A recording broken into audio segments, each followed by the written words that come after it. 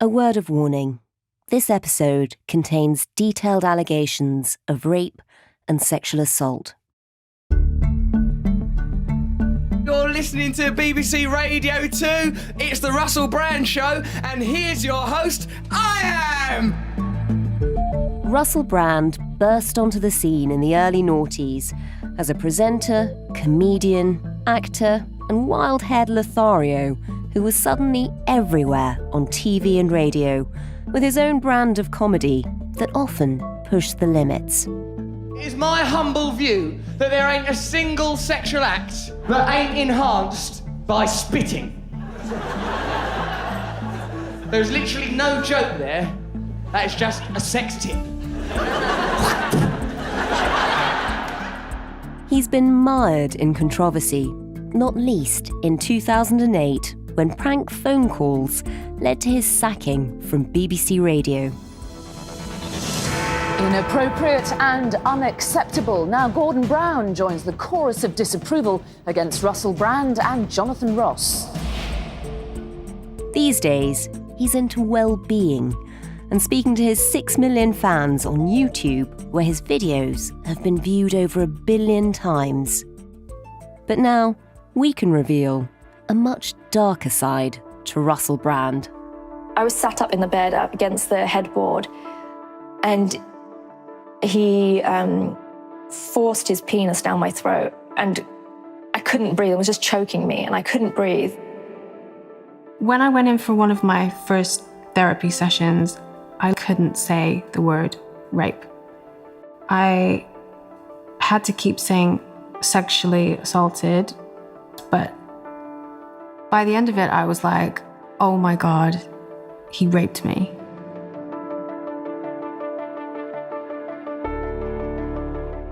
Four women have alleged Russell Brand sexually assaulted them between 2006 and 2013. Others have made a range of accusations about Brand's controlling, abusive, and predatory behaviour.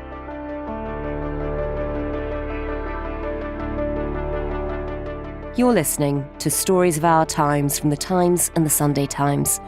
I'm Manveen Rana. Today, Russell Brand accused of rape.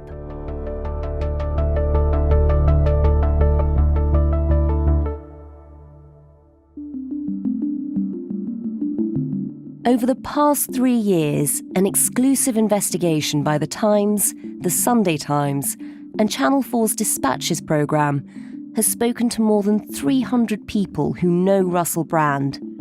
Ex-girlfriends and their close friends and family, comedians and other celebrities, and people who worked with him on TV and radio. Our journalists have seen private emails and text messages. They've submitted Freedom of Information requests.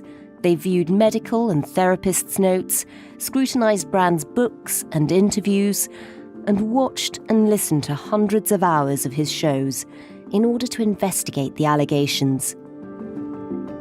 On today's podcast, we'll be hearing from two of the women who've come forward to tell their stories.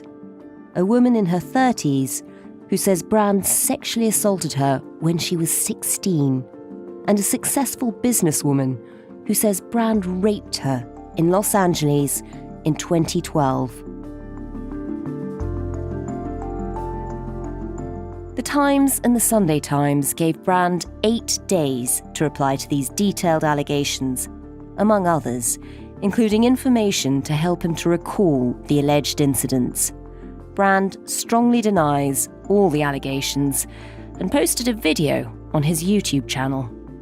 Amidst this litany of astonishing, rather baroque attacks are some very serious allegations that I absolutely refute.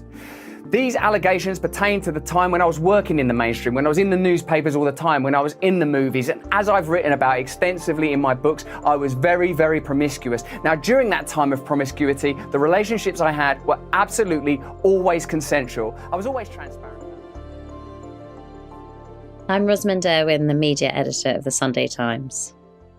Ros, for people who haven't really heard of Russell Brand, just give us a sense of how big a star he's been and a bit of his background.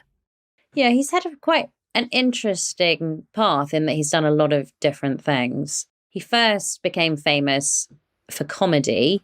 It was TV that turned him into a household name, really around 2007.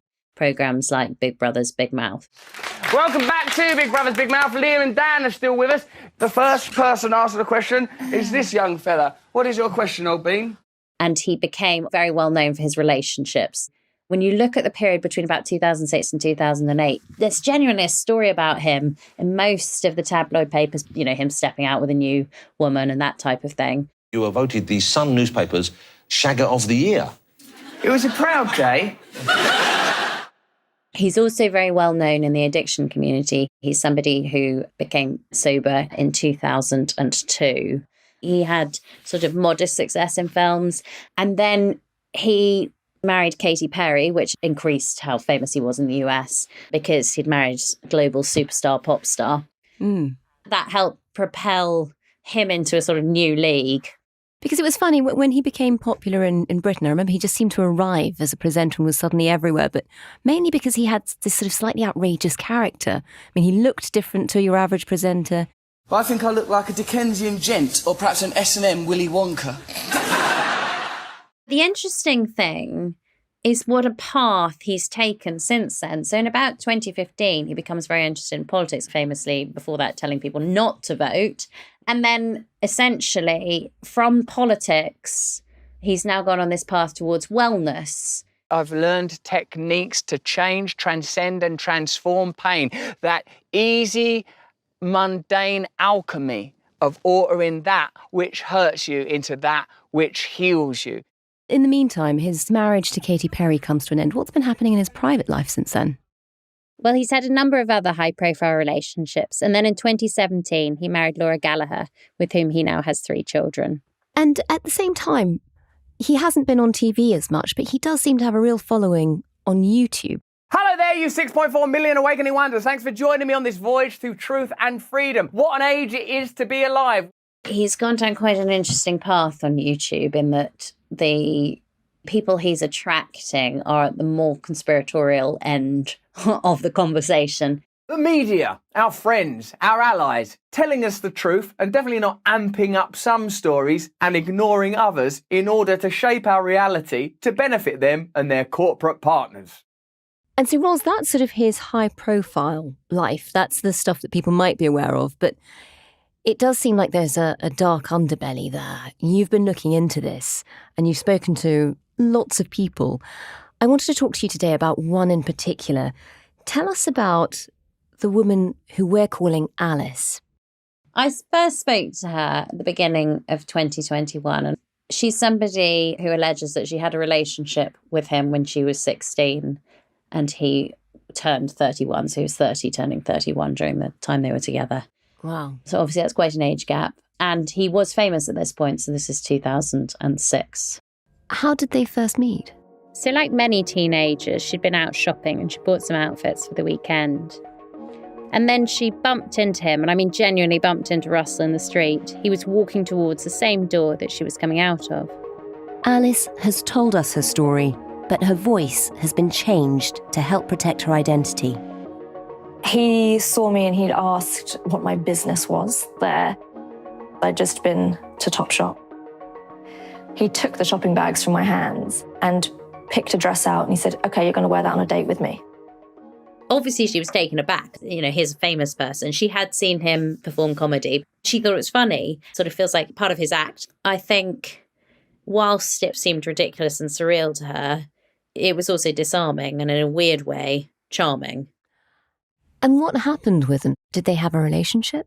Yeah, so they went on to have a relationship. I mean, she was 16. She's still at school at this point. How long does their relationship last and what sort of a relationship is it? So we're talking a few months. She was banned from seeing him at various points. He would try to drive a wedge between me and my parents, taught me to lie to them. She says her mother grounded her.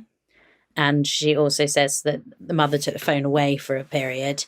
But they did have what most of us would consider an adult relationship in that they had a sexual relationship. And obviously she was very young. And she is obviously over the age of consent, which in the UK is 16. But there is a power dynamic here. She explains to us that she was a virgin at the time. And on top of that, she had an eating disorder that she was recovering from. She's very young and very vulnerable, and he's not only older, but also very famous. How did their relationship play out? I mean, you said at times she was banned from seeing him, she was grounded. How did they manage to see each other, and how did it all go? Certainly now as an adult, she feels that there was a lot that was wrong about that relationship. But even as a 16-year-old, when she was thinking about it at the time, she felt that things were off, that it was very strange. And that's even for someone with no relationship experience. He's like, so how many people have you had sex with? And I said, no one. Like, I've never had sex with anyone. She was embarrassed to have the conversation about being a virgin with him. And she feels he really celebrated that element of it when she told him that he was really happy and excited. And he got an erection straight away. And he was like, oh my God, he's like, my baby, and picked me up and cradled me in his arms like a child and was stroking my hair. There's a particular incident where he goes to the shops and he leaves her and tells her she has to stay in the bath the entire time he's gone, and that he'd put the landline phone in the bath, so if it rings, she has to pick it up to make sure she's still there. It was long enough for me to get cold. I got out of the bath and put a towel on. It was like, okay, when I hear the door go or the phone go, I'll just jump back in. I mean, how long is she expected to sit in a bath? So about an hour, she says. And when he gets home and discovers that she's still there, he was very pleased and elated when he came home and I was still in the bath, and then picked me up and dried me off and then wrapped me up in a robe and like put me on the sofa.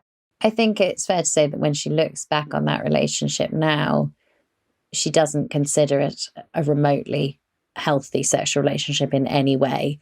I never felt there was any kind of power balance at all. I always felt like he had the upper hand. And there's a particular moment where what she describes happening to her is sexual assault. What happened? She was obviously somebody who didn't have any sexual experience. And then there was a time that it became incredibly dark and something happened that was incredibly unpleasant. And that is that they were in bed together and she was sitting up against the headboard. I was sat up in the bed up against the headboard, and he forced his penis down my throat, and I couldn't breathe. It was just choking me and I couldn't breathe. I was pushing him away, and he wasn't backing off at all. And so I ended up having to punch him really hard in the stomach to get him off. And then he fell backwards, and I was crying, and he said, oh, I only want to see your mascara run anyway. I mean, it just sounds horrifying. So after that happened, and she lay down on one side of the bed, and then he got on top of her. He got on top of me and held like my mouth open and was just like drooling into my mouth. And I was gagging and I was like trying to fight him off me, but he's laying on top of me. So I can't, like my limbs are trapped underneath him. And obviously she's trapped underneath him. He's a big guy. She's sort of thinking, what on earth is this? And then he held my mouth shut and made me swallow it. And so I was just like gagging and crying. According to her, he never sort of acknowledged that this is what had happened. He was angry at her. It was that way round, rather than sort of apologising for this behaviour. How is she now? She is very happily married, and it's taken her a long time to realise what a good, healthy relationship is, but she's in one. Why do you think she did want to talk about it now? Because she expects that there's a pattern of behaviour here. She thinks she can't be the only person this type of thing happened to. And therefore, she thinks, if I don't speak out, who's going to speak out? I think also now that she's older, she realises that the shame in this story is not on her. She also wants to challenge the idea that it's okay for a 16-year-old to have a relationship with an adult, because there was nothing legally to prevent that relationship. There was nothing her parents could do, for example, like going to the police. And I also think she's an exceptionally brave person, because it's a really, really difficult, grueling thing to speak out. And I think you have to be exceptionally brave to do that.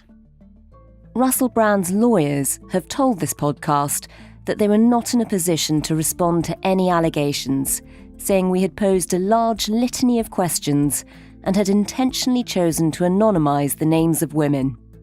They added that this was deliberate and part of a preconceived strategy aimed at damaging their client, something Brand echoed in his denial on YouTube to his fans. I'm aware that you guys have been saying in the comments for a while, watch out, Russell, they're coming for you, you're getting too close to the truth. Russell Brand did not kill himself. I know that a year ago there was a spate of articles, Russell Brand's a conspiracy theorist, Russell Brand's right wing. I'm aware of news media making phone calls, sending letters to people I know for ages and ages. It's been clear to me, or at least it feels to me, like there's a serious and concerted agenda to control these kind of spaces and these kind of voices. And I mean my voice along with your voice. I don't mind them using my books and my stand-up to talk about my promiscuous, consensual conduct in the past. What I seriously refute are these very, very serious criminal allegations.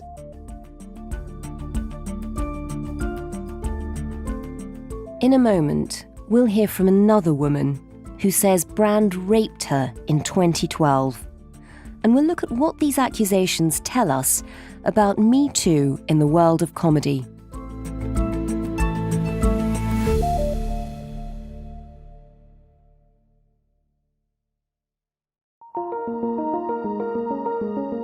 My name is Charlotte Wace. I am a news reporter at The Times, and for the last few months I have been working on this investigation into Russell Brand and his behaviour towards women over the years. And Charlotte, we've already heard about a case here in the UK back in 2006. I know you've been speaking to another woman who has come forward, who's spoken to you about her account of her experiences with Russell Brand. This moves away from Britain and there's a shift in time too. Just tell us a bit about her. So the woman we are calling Nadia, that's not her real name. She's a businesswoman who was living and working in Los Angeles. She was in her 30s when she met Russell Brand. I was introduced to Nadia through an acquaintance of hers who had heard about our investigation. Nadia says that in July 2012, Brand raped her at his house in LA. Just take us through her story. How did she first meet Russell Brand? So Nadia met Brand at an after party following one of his shows. And at this point, Brand was 37. He was recently divorced from his first wife, Katy Perry, the American pop star. His personal life was still making the news on a weekly basis. He had established himself as a Hollywood film star in the previous few years, starring alongside A-list actors in films such as The Tempest, Arthur and Get Him to the Greek. And so he had an incredibly high profile at this point. He was a really big star. I'd never met Russell before, ever. And he made a beeline for me and said, I want to meet you. Nadia agreed to speak to us for this investigation, and her words are voiced here by an actor. We were chatting backstage. He leaned in and kissed me. It was very, very quick. What kind of a relationship did they then have? It was just really two people in the early stages of getting to know each other. So they were messaging things like, how are you doing? They chatted on the phone. At one point in June 2012, they met up and they had consensual sex. He asked her about what she was comfortable doing. He asked if she wanted to use a condom, which she did. He's like, do you want to use a condom or not use a condom? And I'm like, no, absolutely, we're using a condom. And he did respect my wishes then. But she did say that he got a glazed over look while they were having sex. He does this thing where he glazes over.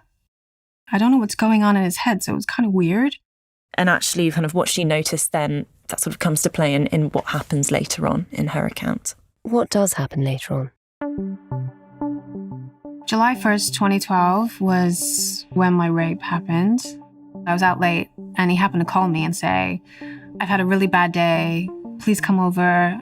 It was the early hours of the Sunday morning, gone 2 a.m. And we've seen phone records of calls being received at around that time. And at first I said, no, I'm not going, it's late. And he's like, please come, just come and cuddle with me. So then I gave in and I'm like, okay. The door was unlocked. I just walked into his place. He comes running out of the bedroom naked. She was taken aback when Brand came running out of the bedroom naked. Naked? Naked. And he kissed her, and she says that was consensual and that was okay. He came at me with kisses and stuff, which was kind of fun.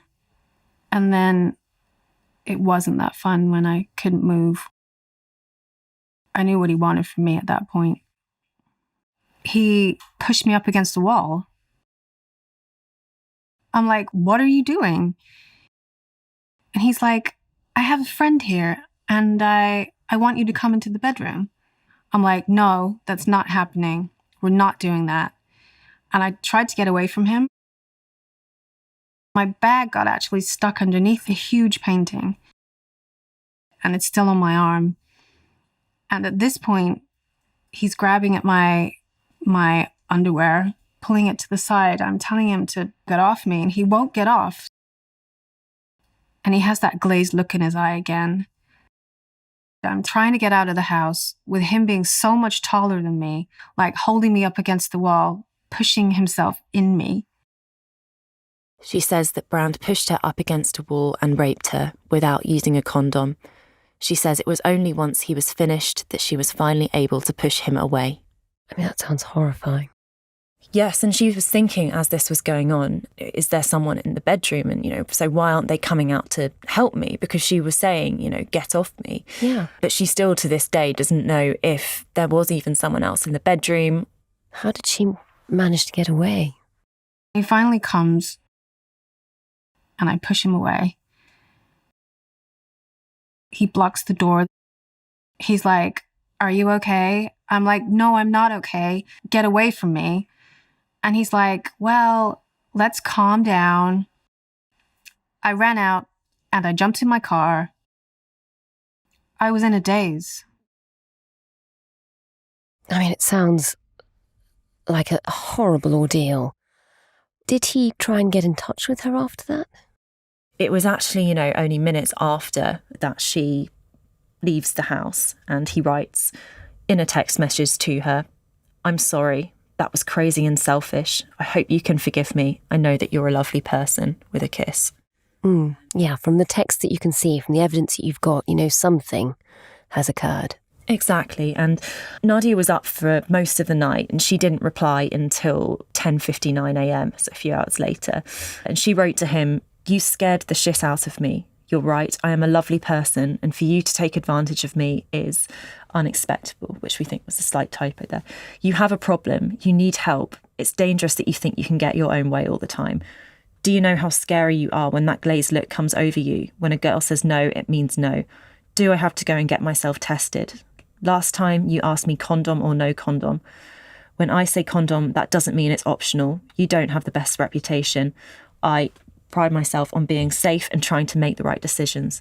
Obviously, this was a bad one. I'm so disappointed. And does he respond to that?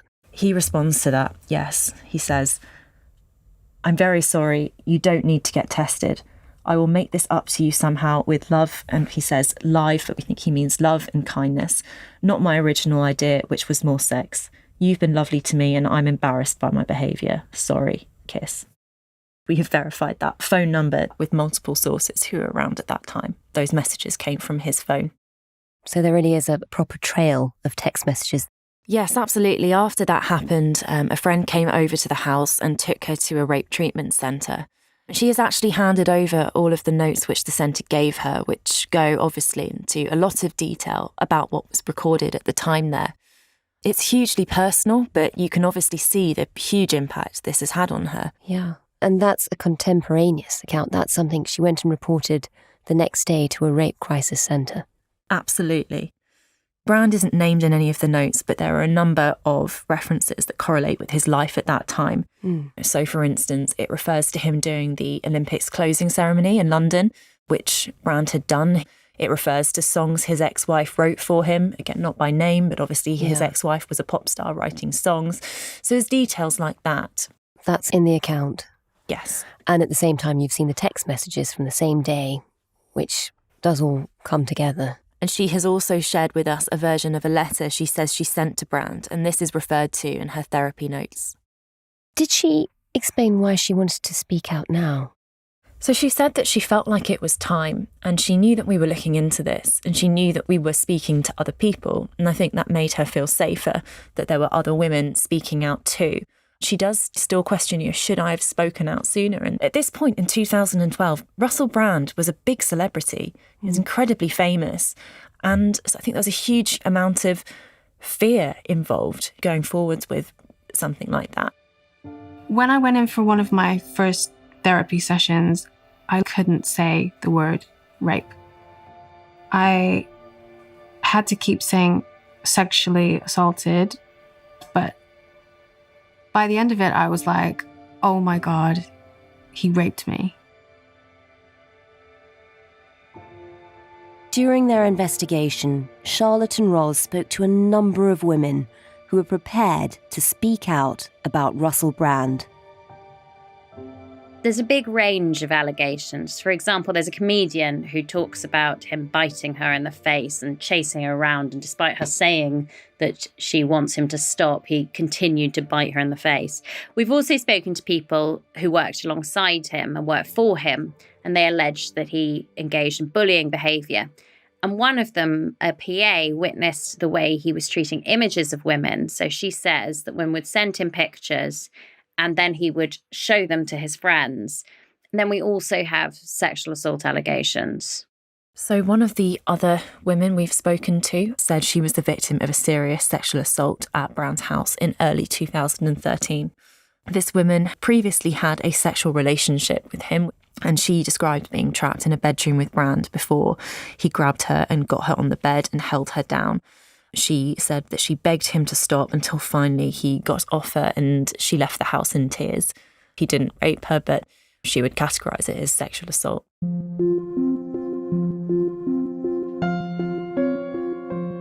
And Ros, he's worked for some very big media organisations. Do you think his bosses and the people he worked with, do you think they were aware of the allegations or complaints and rumours around the way he was treating women? Alice talks about this sort of cultivated public image being a smokescreen. I think he was very skillful in the start from making his identity be, I'm the womanizer, I'm a sex addict, I'm inappropriate, but it's all just a joke, it's funny. As though this is sort of hiding in plain sight behaviour. It's, it's a smoke screen for a lot more of his dark behaviour. People think, because I'm so well dressed, people think he must be gay. No. Look at his wonderful haircut, he must be gay. Look how sensitive and vulnerable he is, he must be gay. That's right. That means women feel safe around me, they trust me, then bang, pregnant, bang, pregnant, bang, pregnant. If you read his books, he gives a description of his behaviour towards women that is so utterly shocking that you think, why on earth would anyone employ him? And now, of course, people can't make decisions based on rumours, but in his memoir, for example, he admits to spitting in the face of a woman who had slapped him after they'd had sex. And I mean, that's something he was prepared to write. And in his second memoir, he actually says this line, what kind of man was I, treating women in this way? If this is what I'm telling you, can you imagine what's being left out? Those books were published. Anyone could read them. There's a lot in there that should make people at least question, if you're going to employ this person, how are you protecting those staff around him? Is that you meeting your duties as an employer in terms of duty of care? Now, of course, he could say that lots of things in his books are a joke. He is a comedian, but they're presented as a memoir. It should be enough for alarm bells to be ringing. Or at least to ask questions. I think in the media industry, there was a lot of self-reflection after Jimmy Savile about when you should be prompted to make inquiries if there are rumours. We're a decade on from that now, but how much has actually changed in terms of protecting young people and women in particular? Channel 4 have told us that they're appalled to learn of these deeply troubling allegations. They added that they've carried out extensive document searches and have found no evidence to suggest the alleged incidents were brought to the attention of Channel 4. Meanwhile, the BBC has said it will always listen to people if they come forward with any concerns on any issue related to any individual working at the BBC, past or present.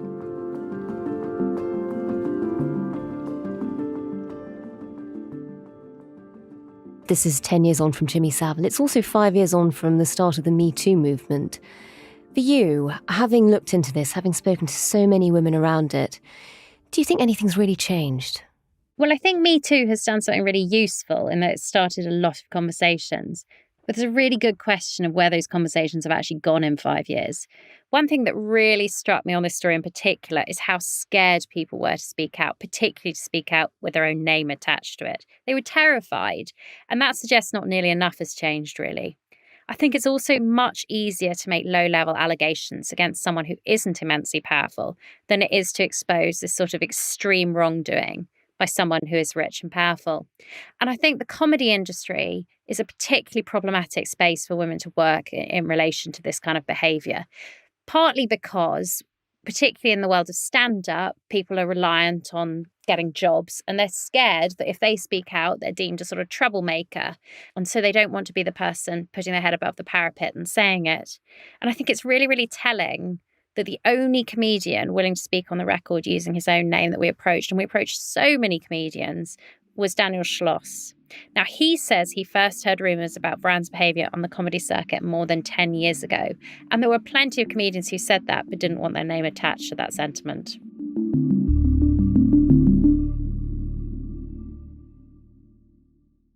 You've spent months doing this and looking into it in great detail. You've spoken to a lot of people about Russell Brand. How has that whole experience been?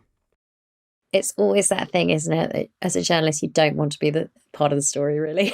So I'm always quite hesitant to answer anything about that. I'm just going to say that I guess I've been in awe of the bravery of other women.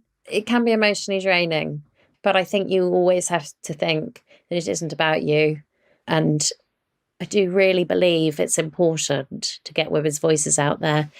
And I think their worry is always that if you don't come forward, no one else will for these people. So I do think we have a duty then to try to help them tell their stories.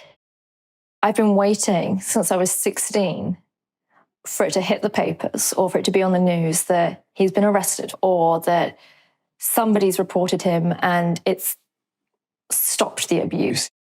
I just have so much respect for them, these women. Without them, these allegations would never have come out. And journalists, these media organisations would never have looked into them. And you think back to the period of the allegations that we're looking at, you just think how famous Brand was back then, you know, how much sort of star power he had. And this was before the Me Too movement. I mean, it must have been so incredibly difficult to even contemplate the idea of speaking out. I mean, even now, he still has, you know, a hugely devoted following. You know, I just can't imagine how much courage it takes to be able to speak out about this, to speak out about these allegations. And I think above all, it really is just thanks to the incredible bravery of the women that we've spoken to that we have got to this point.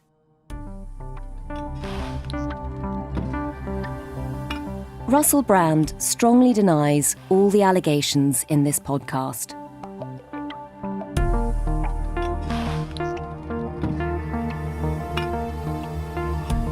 You've been listening to Stories of Our Times, a podcast brought to you thanks to the subscribers of The Times and The Sunday Times, who help to support investigative journalism. Thanks for listening from me, Manveen Rana, and my guests, The Sunday Times media editor Rosamund Urwin and Times news reporter Charlotte Wace. If you're a subscriber to The Times, you can read their investigation into Russell Brand at thetimes.co.uk. And The Times and The Sunday Times video team have also produced an exclusive feature on the Russell Brand investigation, and we're putting links to both in our episode notes. If you have any information you want to share, you can get in touch with Ros and Charlotte and the rest of the team behind this investigation by emailing investigations@news.co.uk. The producer today was Edward Drummond. The executive producers were Will Rowe and Kate Ford, and sound design was by Tom Birchall. If you, or anyone you know, has been affected by this episode, we've put some useful helplines and websites in the description notes. Thanks for listening. See you again soon.